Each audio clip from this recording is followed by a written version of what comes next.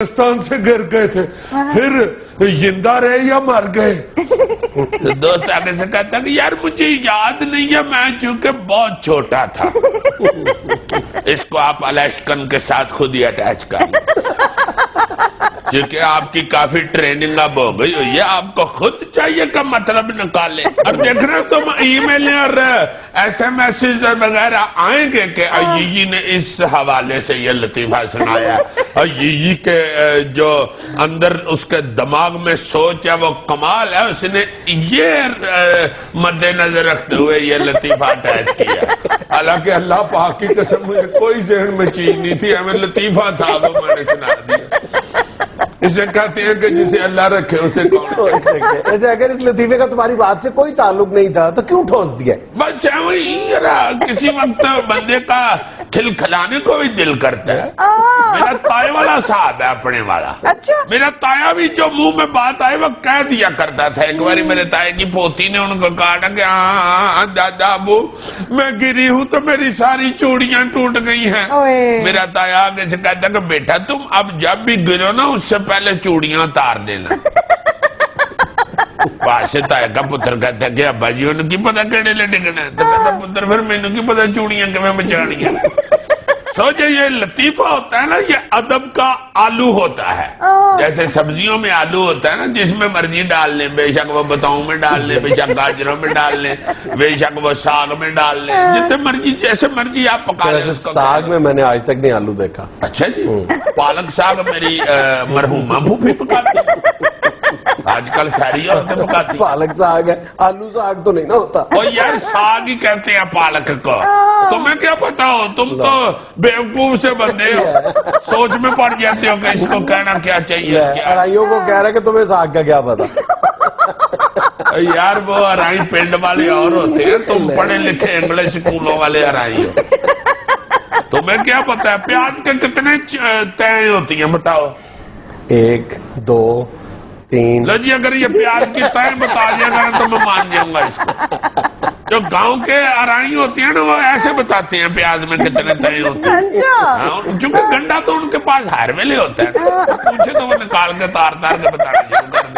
اچھا جی، Peoples party کی رہنما فردوس عاشق اوان صاحبہ فرما رہی ہیں پارٹی قیادت مسلم لیگ نون کی ڈوبتی کشتی کو نہ بچائے۔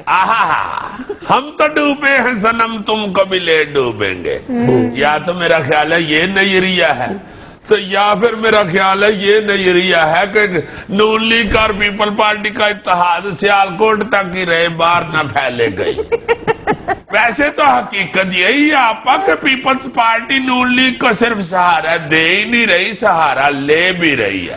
اور یہ جو آپ نے نون لیگ کی ڈوبتی ہوئی کشتی کو پیپلز پارٹی کے سہارے کی بات کی ہے نا، یہ تو چلو مان لیا کہ کشتی کے اوپر پیپلز پارٹی کا ہاتھ ہے، یہ اندازہ نہیں ہو رہا کہ ہاتھ کا یور نیچے کو لگ رہا ہے یا اوپر کو لگ رہا ہے۔ ویسے ایسی سچویشن میں شاعر یہی کہتا ہے کہ میں تیرا سہارا ہوں تو میرا سہارا ہے۔ اچھا جی، انسان سے غلطی ہو جاتی ہے، گورنر پنجاب بننا میری سب سے بڑی غلطی تھی، چودھری سرور۔ چودھری صاحب یہ گورنر بننا سب سے بڑی غلطی تھی یا لوگ کے میٹنگیں کرنا سب سے بڑی غلطی تھی؟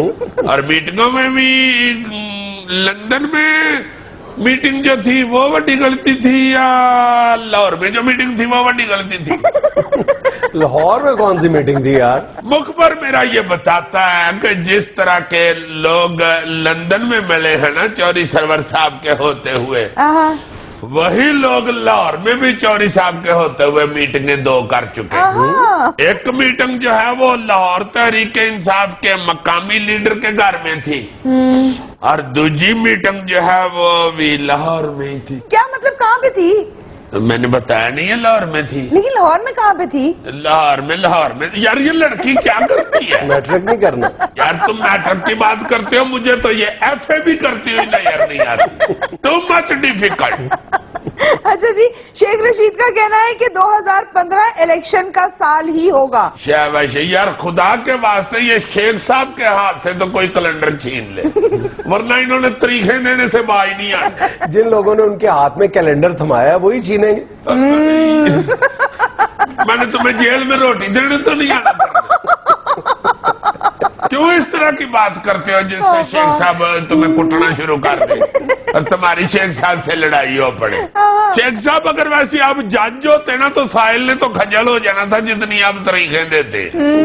हर वक्त तारीख दे रहे होते हैं, फलानी तारीख को है हो जाना, फलानी तारीख को है हो जाना, डराते ही रहते हैं सारा दिन। हमारे पिंड में ये नजूमी होता था जो मनूस खबरें सुना के ना पिंड की औरतों को तो उनसे पैसे छीना करता था। अच्छा, ऐਵੇਂ कह देता था कि ओए होए तुम्हारे खामद को मैंने बड़ा मुश्किल में देखा है, अगर तुम चाहती हो कि तुम्हारे सिर का ताज सलामत रहे तो फटाफट बकरा ले आओ, जल्दी से लेके आओ अच्छा अच्छा बकरा। वो बेचारी 28,000 का बकरा ले आती थी डरते हुए।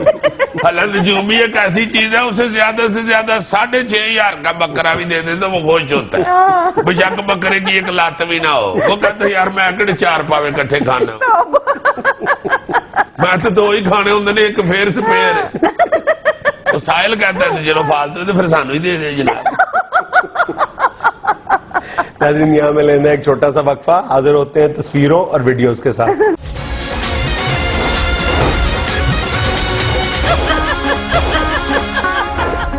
अच्छा अजीज साहब, आज आपको सबसे पहले वीडियो दिखा रही हूँ और जो वीडियो है वो इतनी इंटरेस्टिंग है, आइस बकेट चैलेंज है, लेकिन जो पर्सनैलिटी है वो बहुत अहम है इसमें। अच्छा जी, वो ठंडा पानी सिर में रोलने वाला चैलेंज, बिल्कुल जी, दिखाओ जरा किसका है। ये ले, splashed with ice water. So I'm simply going to write you a check. Ex president of America. That check is for me. Hi I don't want to ruin my hair. अजीज साहब को समझ आई है? जाहिर है मैं तो अंग्रेजी समझता हूँ, तुम वैसे लोगों को समझा दो। अच्छा जी, लोग समझ लें फिर। ये एक आइस बकेट चैलेंज, आपको पता है फंड रेजिंग के लिए हाँ, उन्होंने ये फंड रेजिंग हो रही है, या $100 दें या अपने ऊपर फिर ठंडा पानी की डाल बाल्टी दें। जो है वो सटाएं। एग्जैक्टली, बुश बैठे हुए चेक लिख रहे हैं कि मैंने अपने ऊपर ठंडा पानी नहीं डालना। इतने में उनकी बेगम आई है और उन्होंने बुश के ऊपर ठंडा पानी डाल दिया और कहा है कि तुम ये चेक मुझे दोगे क्योंकि मैं अपने बाल खराब नहीं करना चाहती, ये चेक मैं वहां पर दूंगी। बहुत अच्छे, शाबाश भाभी बुश। ये इस वक्त $100 बचाने के लिए बुश के सिर पे आप ठंडा पानी डाल रही हैं। हाँ, ये उस वक्त इसके मगज पे ठंडा पानी डालना था जब इसने अफगानिस्तान पे हमला किया था। बड़ा आपके खामद का छोटी दूधिया छली जैसा मकई में से निकल आती है, ये भैंसों को डाले ना। अच्छा अजीज साहब, ये नेक्स्ट वीडियो देखें।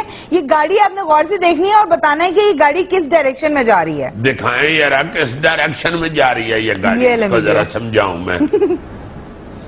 तो परे को जा रही है और कौन सी डायरेक्शन को जा रही है? उल्टी जा रही है ना। हाँ। अच्छा, बैक गियर लगा के वो तेज चला रहा है, इधर से फ्रंट है। बिल्कुल। हाँ, ये तो इधर को चल पड़ी है। ड्राइवर तो उधर को जा रहा है। शाबाश, इधर को भी आगे फ्रंट बना हुआ है जी। दो मुंही गाड़ी है यार ये। हाँ, जैसे 2 मुंह सांप होता है उसे दमुई कहते हैं, डबल फेस। इस कार को भी दमुई कहते हैं। अच्छा जी साहब, अब एक क्रिएटिव वीडियो देखें। दिखाएं जी, ये क्रिएटिव। जी, नाई खुद अपनी जामत कर रहा है या किसी गाहक को पता है कि मैंने अपनी जामत कैसे करनी? नहीं, खुद कर रहा है। नहीं, मैं बात समझ गया हूँ। ये नाई का हमाम है, बहुत पुराना। अच्छा। इसने आहिस्ता आहिस्ता अपने सारे गाहकों को भी कटिंग सिखा दी है। जो भी कटिंग कराने आता है कहता है इधर फड़ा मैनू पैसे दे, उसे बैग कर ले आप ही। अच्छा, इसका मतलब है ये तो कैंची और कंघी किराए पे देता है ना। हाँ, अल्लाह आपकी यार, ये लड़का इंशाल्लाह दानिशवर बनेगा। मैट्रिक करेगा। मैट्रिक का तो इसका मसला है यार। माशाल्लाह। अब मैस काम करके तो अब दानिशवर बनने को जा रहा है। ये जो खुद जामत कर रहा था ना, इसको कहते हैं अपने मुंह मियाँ हीरो बनना। अच्छा अजीज साहब, अब ये तस्वीर जरा गौर से देखिएगा। दिखाइए जी तस्वीर गौर से। ये ले, शाबाश। जूतियां पड़ी हुई हैं और सारी जूतियों ने एक सिगट लगाया हुआ है और बीच में एस्ट्रे पड़ी हुई है। یا یہ جوتیاں اسموکنگ پہ خود لگ گئی ہیں یا میرا خیال ہے یہ جس گھر والے کی جوتیاں ہیں نا اللہ معاف کرے اس کو یہ ہارٹ کی تکلیف تو ڈاکٹر سرور صاحب نے اس کو کہا کہ سگرٹ سے دور رہنا ہے اس نے پھر اپنے ساری سگرٹوں کی ڈبی کو جوتیوں پہ لکھ دیا. تصویر سے تو لگتا ہے کہ خواتین زیادہ سگریٹ پیتی ہیں. نہیں یہ بات نہیں, سگرٹ وہ بندہ ہی پیتا ہے. اس نے اپنی بیگم کی جوتی کی نوک پہ سگرٹ رکھا ہے. دکھاؤ یارا, پھر سے دکھاؤ یارا, دیکھ لیتے ہیں ابھی بیگم کی جوتی. ہاں یہ دیکھو نا, یہ جو لیفٹ سائڈ پہ ہے پنک کلر کی یہ اس کی بیگم کی جوتی ہے, اور دونوں بوٹ اس کے اپنے ہار, یہ سجیات چھوٹی جوتی یہ اس کی سالی کی لگتی ہے, غیر شادی شدہ ہے. چونکہ اگر شادی ہوئی ہوتی تو پھر جوتی تو بہت وڈی ہوتی, چونکہ ادھی جوتی بیگم اپنے لیے رکھتی ہے اور ادھی اپنے خامد کے لیے, ڈبل جوتی ہو جاتی ہے اس کی. اچھا عزیز صاحب, اب آپ کو ایک ایسی ایجاد دکھا رہی ہوں جو یہاں پر تو نہیں ہے لیکن باہر کے ممالک میں اس کا بڑا فائدہ ہے. وہ تو کئی ایجادیں ایسی ہیں, دکھاؤ یہ بھی. یہ لیں, بیوٹیفل, ویری نائس. یہ ویسے حکومت کو تو پتہ نہیں عقل آتی ہے یہ مشین امپورٹ کرنے کی یا نہیں, لیکن میرا خیال ہمارے جو درخت چور ہیں نا, جو جنگلات کا صفایا کرتے ہیں رات کی تاریکی میں, ان کو اگر اس مشین کا پتہ چل جائے وہ فوراً منگوا لیں. توبہ, ہوئے ہوئے ہوئے ہوئے تو صحیح ذرا اسپیڈ چیک کر رہے ہیں. وہ یار کاٹتی بھی ہے صفائی بھی درخت, کر اس کو Yes. چھاننا نہیں کہتے, سارا درخت چھان دیا ہے, اس کی ٹہنیاں ٹوڑیاں لا کے تو بہترین درخت نکال کے تو پھینک دیتے. بالکل, واہ واہ واہ واہ واہ واہ, بہت اچھے. بڑی بری مشین ہے, کٹ کرو اس کو, بند کرو. کیوں ہمارے پاس نہیں, ہم کیا کریں. ناظرین یہاں میں لینا ایک چھوٹا سا وقفہ, ہمارے ساتھ رہیے گا.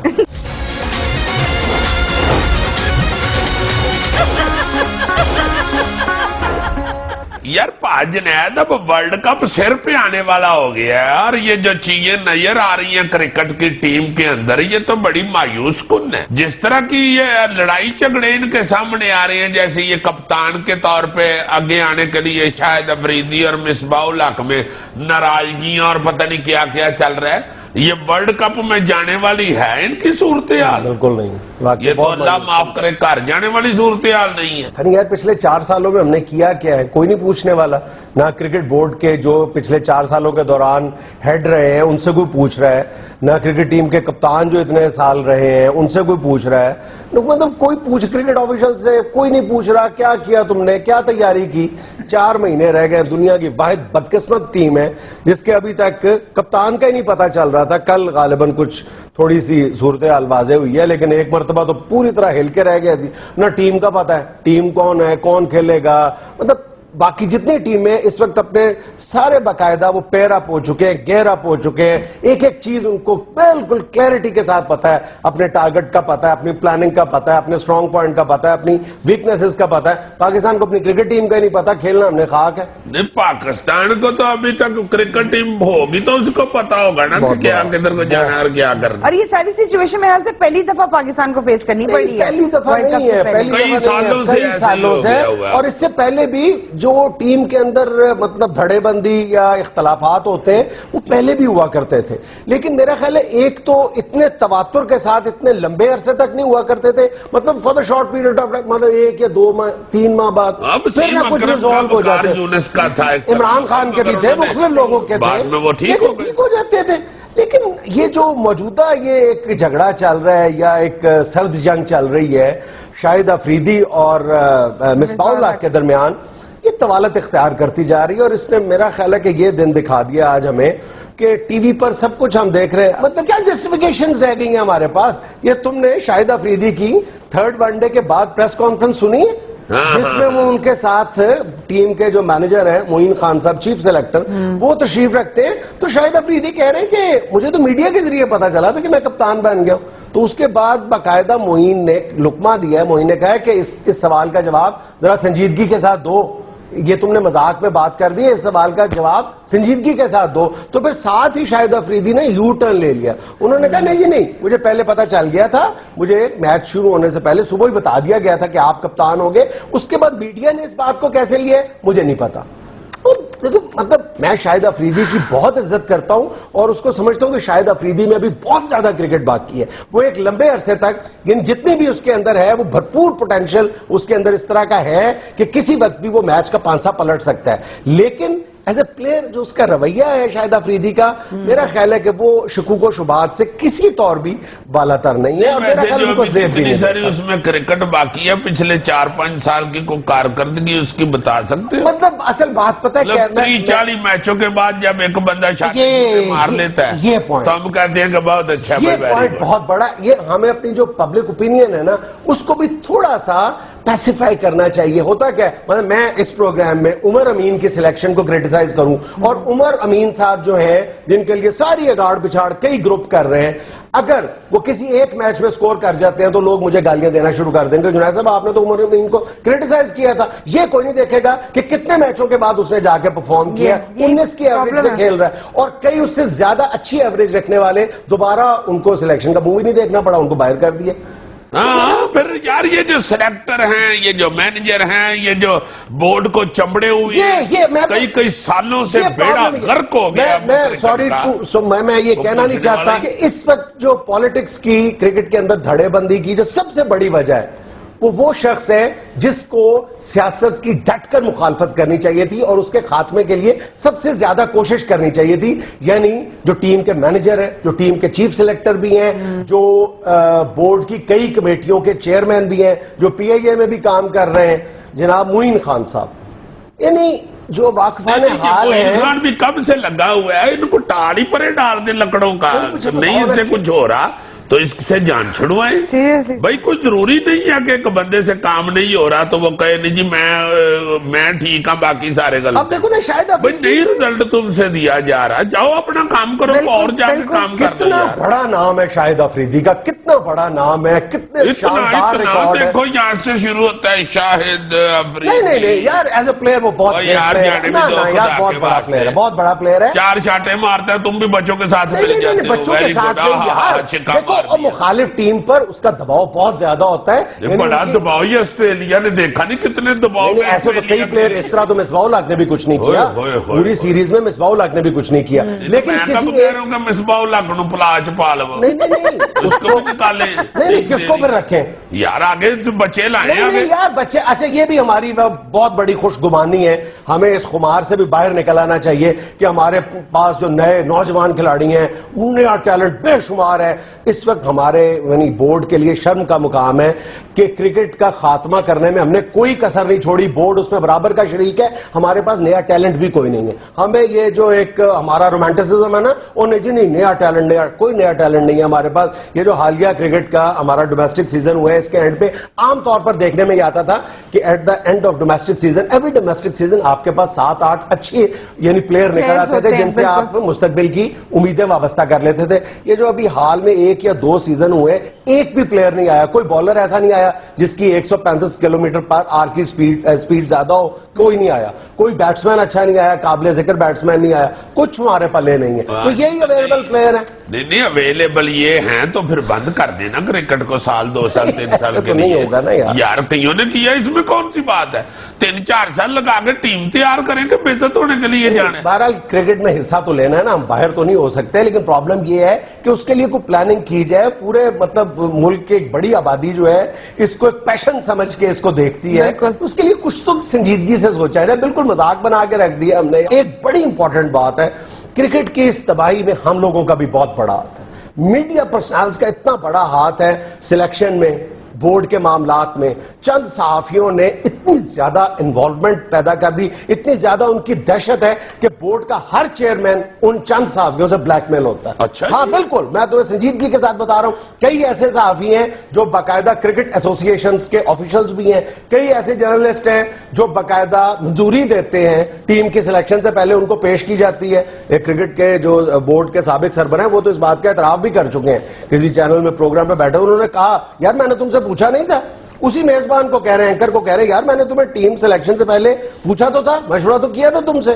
بھئی ایک آپ ایک اینکر سے ایک جرنلسٹ سے کیوں مشورہ کرتے ہیں ٹیم کی سلیکشن سے پہلے؟ جی جی جی میں یہاں تک تو نوبت پہنچی ہوئی ہے. بلکہ کہا یہ جاتا ہے کہ بعض جو بااثر لوگ ہیں وہ باقاعدہ ان جرنلسٹوں سے ان کو یعنی ٹیم میں سلیکٹ ہونے کے لیے ان کو برائب کرتے ہیں. تو پھر ایسی صورتحال میں پھر کیوں آپ کہہ رہے ہو کہ حصہ تو لینا ہی ہے؟ معذرت کر لیں. اب ورلڈ کپ جب قریب آئے تو ان کو فون کر دیں جی ساڈے منڈے دا ویاہ ہے اسی اگلی اری تو ٹیم بنائیں اپنی. اگلے کہیں کہ چلو بھائی منڈے دا ویاہ ہے تو پھر کیا کیا جا سکتا؟ اگلی دفعہ اچھی ٹیم نکال کے اس کو اچھی طرح تیار کر کے اس کو پریکٹس کروا کے کو بندے آگے لا کے جو ملک کے ساتھ سنسیئر ہوں, اپنی جاب کے ساتھ صرف سنسیئر نہ ہوں, اپنے نوٹوں کے ساتھ نہ سنسیئر ہوں, جو ملک کی عزت کے ساتھ سنسیئر ہوں, ان کو آگے لا کے کہیں جی کہ منڈے تیار کرو بھائی جی ٹیم بنا کے دیو. کچھ عرصہ پہلے تک میں یہ سمجھتا تھا, میری یہ خوش گمانی تھی کہ یہ جو کرکٹ میں دھڑے بندی ہوتی ہے, ٹیم کے اندر دھڑے بندی ہوتی ہے, انتشار ہوتا ہے,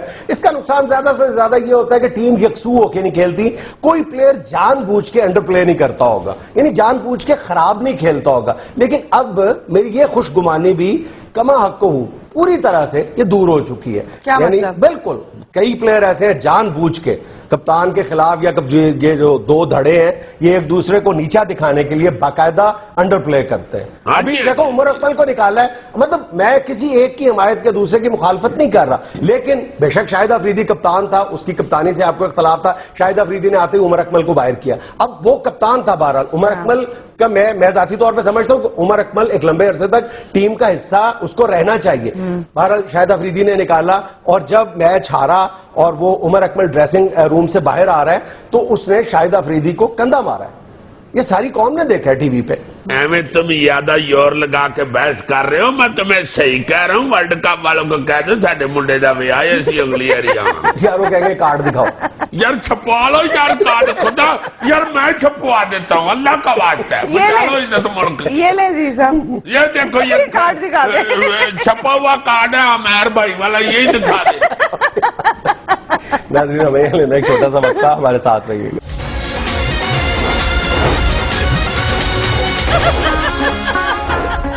ناظرین وطن عزیز کے موجودہ حالات کو ہمارے عرب ممالک کس نظر سے دیکھتے ہیں, اسی پر بات کرنے کے لیے آج ہمارے ساتھ موجود ہیں ہمارے ایک عرب دوست. السلام علیکم ورحمۃ اللہ وبرکاتہ. وعلیکم السلام. اور ناظرین ان کے ساتھ تشریف رکھتے ہیں ایک طویل عرصے تک مشرق وسطیٰ میں ملازمت کرنے والے ایک عام پاکستانی. السلام علیکم جنید بھائی, کیا حال ہے آپ کے؟ ایوہ حبیبی حیا حیا, انہیں بڑا کمایا ہے ساڈے ملک جو روپیہ. وہ جی وہی صاحب ہے, ادھروں لئیے تو تانوں دئیے. کیا مطلب ہے یار تمہارا اس بات سے؟ وہ جنید بھائی ان سے کمایا ہوا پیسہ انہی کو واپس کرنا پڑ جاتا ہے. اس صورت میں تنازل کے پیسے, کفالت کے پیسے, بطاقے کے پیسے, اور تو اور جناب کوئی خروج لگوانے ہو وہ پیسے, ارباب چینج کرنا ہو جب پیسے, ہر کام میں پیسہ ہی پیسہ. انتا جو تو کمایا ان تے تیرا کی خیال ہے سارے گھر پہنچایا ان. جنید بھائی محنت کر کر کے بال میرے سفید ہو گئے اور مزے کفیل لوٹ رہا ہے. انتا جے تو ایتھے رہندا ہوں تے تیرے وال نہ سفید ہوندا ہوں, ایویں ابھی اس والاں دا ساڈے تے مدعا پیندا ہوں. یار میری بات سنو, تمہیں وہاں پہ اپنے کفیل سے بنیادی شکایت کیا ہے؟ کوئی ایک شکایت ہو تو جنید بھائی بتاؤں 36 شکایتیں ہیں. بہت اچھے حد کریندا ہوں, 36 شکایتاں ہوں, ایک کفیل ہوں یا تیرا نکا منڈا ہوں. ادھر تم لوگوں نے غلام بنایا ہوا ہے ہمیں. ایش غلام, ایش غلام, اسی تینوں اتھے سدا دے کے بلاندا ہوں یا تیرا اتھے بھوپی دا منڈا بھی آندا ہوں, اتھوں اتھے پیسے بھیجدا ہوں تے تیرے بچے لڈی ہے جمالو پاندا ہوں. جنید بھائی اب لڈیاں نہ ڈالیں, میرا مسئلہ سنیں آپ. جنید بھائی آپ جانتے ہیں کہ سارا کاروبار کفیل کے نام پہ ہوتا ہے. الحمدللہ چونکہ کنٹری کفیل دا ہوندا ہوں. میں نے 10 سال وہاں نوکری کی, جو 10 سال میں جو جمع پونجی کی تھی اس سے میں نے ایک چھوٹا سا بزنس اسٹارٹ کر لیا. اچھا. اور اللہ کے فضل سے وہ بزنس میرا چل چکا. جب بزنس چلا ہے تو بس کفیل کی رال ٹپکنے لگ گئی کہ بھی اتنا بزنس. ایک عید کا تھا, میں مالک بن کے دکان میں گھسا ہوں تو کفیل آ گیا, مجھے جوتی بھی نہیں پہننے دی اور نکال دیا, قبضہ کر لیا. اس نے کہا ہوگا ان کے تو دوڑن اور اگر جتی پا کے دوڑوں تے ٹھڈا بجوں اس نے اس پہ مہربانی کری ان جتی لا کے دوڑائی اور جنید بھائی الٹی مجھے جیل کروا دی. ساتھ یہ بھی تو بتاؤں کیوں تھے ایسی جیل دی روٹی کیسی ودیاں کھوائے ان. جنید بھائی اس کی حالت تو دیکھیں, ایسے بندے دمام کے لکشمی چوک میں مانگ بھی لیتے ہیں. آپ کو پتا ہے اس نے آپ کو کیا کہا ہے؟ Hash hash. واہ, آپ پنجابی بولن ڈے تو میری گل دی سمجھ نہیں آ رہی. شاباشی. ਇਹੋ ਜਿਹੇ ਅਰਬੀ ਨਾਲ ਊਂਠ ਲੈ ਕੇ ਸੜਕ ਤੇ ਮੰਗਣ ਡੇ ਹੁੰਦੇ ਨੇ ਕਿ ਜੀ ਮੇਰਾ ਊਂਠ ਭੁੱਖਾ ਹੈ, ਮੇਰੀ ਜੇਬ ਕੱਟ ਗਈ, ਇਹਨੂੰ ਛਟਾਲਾ ਖਵਾਉਣਾ ਹੈ. ਇਸ ਊਂਠ ਦੀ ਦੁਆਵਾਂ ਨਾਲ ਹੀ ਤੁਹਾਡਾ ਮੁਲਕ ਤਰੱਕੀ ਕਰੇਗਾ. ਅਸੀਂ ਦੂਰ ਪ੍ਰਦੇਸ਼ ਬੈਠੇ ਅਸੀਂ ਕਹਿੰਦੇ ਚਲੋ ਊਂਠ ਦੀ ਦੁਆਵਾਂ ਨਾਲ ਹੀ ਤਰੱਕੀ ਕਰੇ. ਇਹ ਤੂੰ ਪੈਸੇ ਫੜ ਲੈ ਪਾ. ਅੱਧੇ ਘੰਟੇ ਬਾਅਦ ਵੇਖੋ ਤੇ ਊਂਠ ਬਾਹਰ ਬਣ ਕੇ ਤੇ ਅੰਦਰ ਮੈਕਡੋਨਲਡ ਖਾਣ ਡੇ ਹੁੰਦੇ ਨੇ. اونٹ اندر نہیں لے کے جان دیندا ان. میکڈونلڈ دا جوکر بڑا سخت ان. اس واسطے اسی ان باہر بندا ان تے اندر جا کے خود میکڈونلڈ کھاندا ان. تے اونٹ باہر بیٹھ کے تواڈے ملک واسطے دعا منگدا ان, کیونکہ اپنے مالک نو جمبو سائز برگر کھاندا دیکھ کے خوش ہوندا ان. ویسے میں معافی چاہندا ان, اے تو کی بکواس کردا ان. تواڈے تے بڑے بڑے حکمران بھی ساڈے کولوں آ کے منگدے ہن تے تو مینوں منگتا بناندا ہن. شدید شٹ اپ. تواڈے حکمران تے ساڈے کولوں پیسے منگدے ہن, تیل منگدے ہن, پناہ منگدے ہن. جی بولے. اور جناب مانگنے والے مانگتے ہوں گے, ہم تو مزدور لوگ ہیں, مزدوری کرتے ہیں. یہ جو آپ کی بڑی بڑی بلڈنگیں ہیں, پل ہیں, ان میں ہمارا خون پسینہ شامل ہے. شٹ اپ شدید. خون پسینہ شامل ان ساڈیاں بلڈنگاں دے وچ. میں تے اپنی کوئی بلڈنگ نہ سرخ ویکھی ان, کتے خون شامل ان, اور نہ ہی کسی بلڈنگ وچوں بو آندی ان, پسینہ کتے شامل ان. جے تسی ساڈیاں اوتھے بلڈنگاں بناندا ہن تے احسان نہیں کردا ہن. انہاں دی مزدوری دے نال ایتھے اپنے گھر بھی پکے بناندا ہن.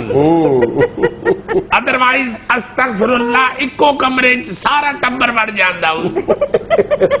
ایک دادی ہن, ایک میاں بیوی ہن, ایک پتر نون, 7 بچے ہن, 2 بکریاں ہن, کف کف, ایک طوطا ہن. ناظرین یہاں میں نے ایک چھوٹا سا وقفہ, ہمارے ساتھ رہیے گا.